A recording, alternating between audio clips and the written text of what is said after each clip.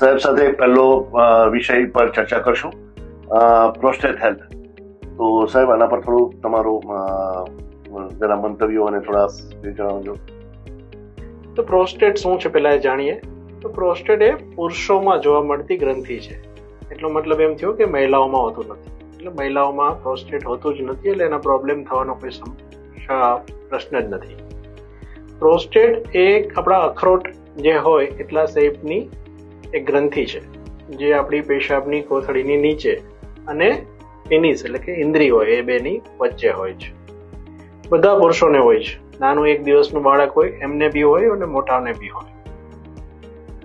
એ જે કામ છે એનું કે જે આપણું સિમેન એટલે કે વીર્ય બનતું હોય એનો સારો એવો ભાગ, સારો એવું પ્રમાણ એ ફ્લુઇડનું ત્યાંથી આવતું હોય પ્રોસ્ટેટમાંથી. એટલે એકચ્યુઅલી એ જરૂરી ઓર્ગન છે. એમાં લગભગ 50-55 વર્ષ પછી આપણા પુરુષોમાં થતા હોર્મોનલ ચેન્જીસના હિસાબે એ પ્રોસ્ટેટ ધીરે ધીરે મોટું થાય છે અને એને હિસાબે આપણને તકલીફ પડે છે. શું તકલીફ પડે છે? તો કે જે પેશાબની સ્પીડ હોય એ ઓછી થઈ જાય છે. જે પેશાબ આપણે એક સ્પીડમાં એટલે કે એક ધારે આપણે કમ્પ્લીટ કરી નાખતા હોય એની જગ્યાએ તૂટક થતું હોય છે. પેશાબ ઉતારવામાં દર્દીએ જોર કરવું પડતું હોય છે. પેશાબ કર્યા પછી દર્દીને એવું થાય કે મને હજી સંતોષ નથી. રાતે દર્દી પહેલા 1 વાર ના ઉઠતું હોય, પછી એને 3-4 વાર પેશાબ કરવા ઉઠવું પડે.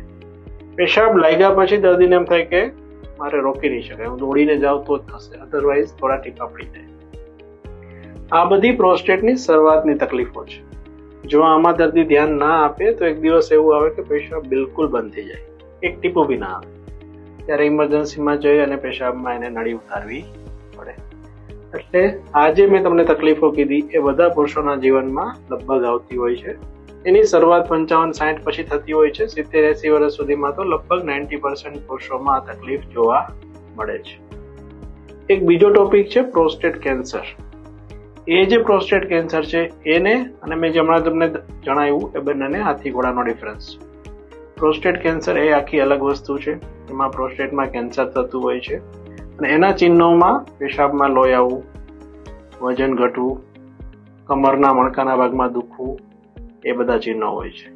અને એમાં અમારે આખી અલગ પ્રકારની ટ્રીટમેન્ટ કરવી પડતી હોય છે.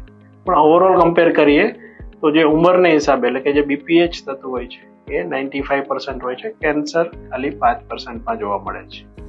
એટલે ક્યારેય બી તમને પેશાબમાં ઉતારવામાં તકલીફ આવે તો કોઈ ટેન્શન લેવાનું નહીં, પણ નજીકના કોઈ બી યુરોલોજિસ્ટનો સંપર્ક કરવાનો. એનું નિદાન છે બહુ ઇઝીલી થઈ જતું હોય છે. થોડી ઘણી અમે હિસ્ટ્રી લઈએ, એક્ઝામિનેશન કરીએ, સોનોગ્રાફીનો રિપોર્ટ, એકાદ લોહીના રિપોર્ટ કરીએ, તમને બેઝિક આઈડિયા આવી જાય છે. ત્યારબાદ અમે એક યુરોફ્લોમેટ્રી કરીએ છીએ, જે કમ્પ્યુટરાઇઝ ટોયલેટ હોય તેમાં તમારે યુરિન કરવાનો હોય અને સ્પીડની જે લિમિટ હોય ખ્યાલ આવી જાય અને એની ઉપરથી અમે સચોટ નિદાન કરી શકીએ કે પ્રોસ્ટેટની તકલીફ તમને કયા લેવલની છે.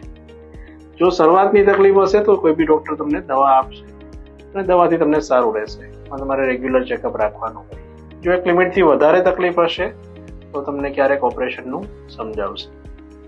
ઓપરેશનની મુખ્ય જરૂર કોને પડે? જેને પેશાબ સાવ બંધ થઈ ગયો હોય, પેશાબની કોથળીમાં પથરીઓ થઈ ગઈ હોય, વારે વારે ઇન્ફેક્શન થતું હોય, અથવા તો દવા ના લેવી હોય, તો એવા દર્દીઓમાં આપણે ઓપરેશનનું સમજાવતા હોઈએ છીએ. ઓપરેશન માટે ઘણી બધી મેથડ આવી ગઈ છે, જેમાં આપણે જે નોર્મલ જે રેગ્યુલર બધા દર્દીમાં થતું હોય છે એને TURP કહેવાય છે. એ આપણે અહીંયા સિનર્જીમાં થાય છે. જે એડવાન્સ છે એમાં લેઝરથી પ્રોસ્ટેટ થતું હોય છે. બીજું યુરોલિફ્ટ કરીને એક નવી ટ્રીટમેન્ટ આવી છે. એ બીજું રિઝૂમ કરીને નવી ટ્રીટમેન્ટ આવી છે. આ બધી પ્રકારની ટ્રીટમેન્ટ આપણે સિનર્જીમાં અત્યારે અવેલેબલ છે. તો જ્યારે બી ઓપરેશન પ્રોસ્ટેટનું કરવાનું થાય ત્યારે દર્દીને અનુરૂપ જે પ્રોસ્ટેટની સાઇઝ હોય એ બંનેને અનુરૂપ આપણે ટ્રીટમેન્ટ સજેસ્ટ કરતા હોઈએ છીએ અને જે દર્દી માટે બેસ્ટ હોય એ આપણે કરતા હોઈએ છીએ.